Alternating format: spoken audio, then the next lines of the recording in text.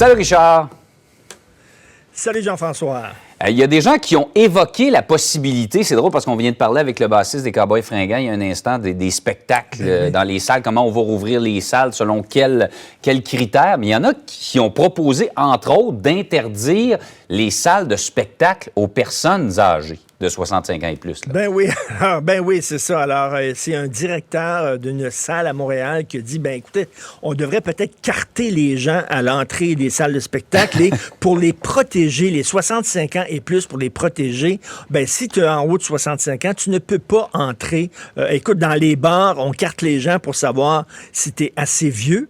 Mais là, dans les salles de théâtre, on va carter les gens pour savoir si t'es trop vieux. Alors, en haut de 65 ans, tu peux pas rentrer dans une salle de spectacle. Écoute, Jean-François, au fil des ans, on s'est croisés, toi et moi, au théâtre à de nombreuses reprises. Écoute, t'enlèves les gens aux cheveux blancs des théâtres, il reste plus personne. Je veux dire, vraiment, là, il reste plus personne. C'est qui va voir des pièces de théâtre? C'est qui va voir des concerts de musique classique? C'est qui va à l'opéra? C'est qui va dans des musées? Je m'excuse, mais c'est les gens aux cheveux blancs. Denise Filiatro, elle est directrice du Rideau Vert. Elle a 89 ans. Ça veut dire qu'elle ne pourra même pas entrer dans son propre théâtre. Lorraine Pintal, elle est directrice du TNM. Elle a 69 ans. Même chose, elle aussi.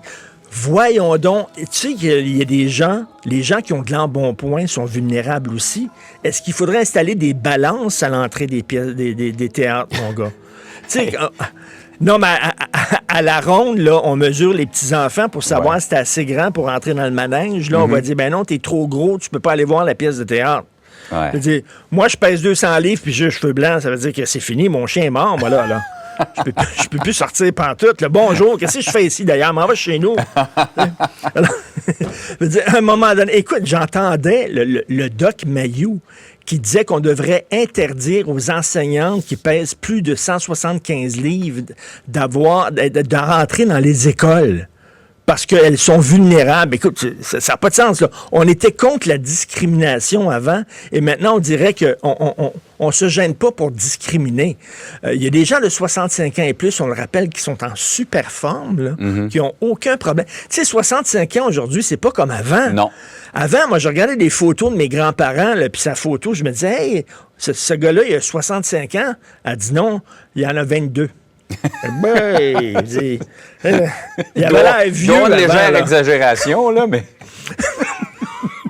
Il avait l'air vieux jeune, mais maintenant, les vieux, c'est pas la même affaire. Dire, à un moment donné, de dire, là, t'es vieux, t'as pas le droit d'entrer au théâtre, je trouve ça totalement discriminatoire. Et veux-tu bien dire comment ça se fait? Parce qu'il y a encore des vols d'avion. Hein. Tu peux aller dans un avion pendant 6 heures, masqué, aucun problème, mais tu peux pas rentrer dans une salle de théâtre pendant 1h30.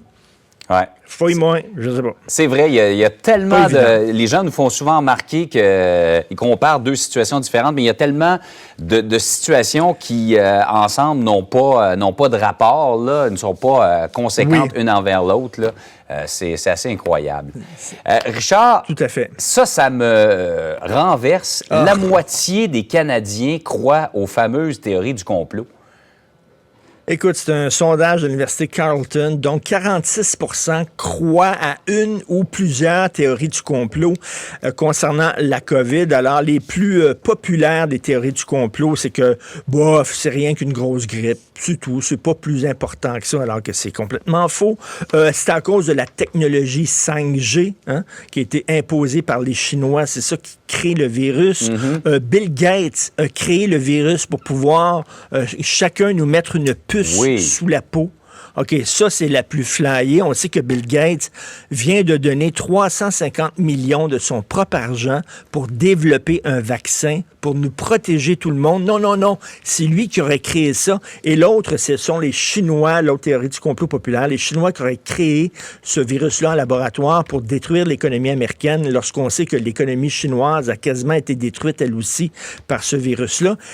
C'est des trucs qui tiennent pas debout. Écoute, puis ce qui, moi, me choque et me désole, Jean-François, c'est que avant, les gens qui m'envoyaient des vidéos de théorie du complot, c'était des coucous.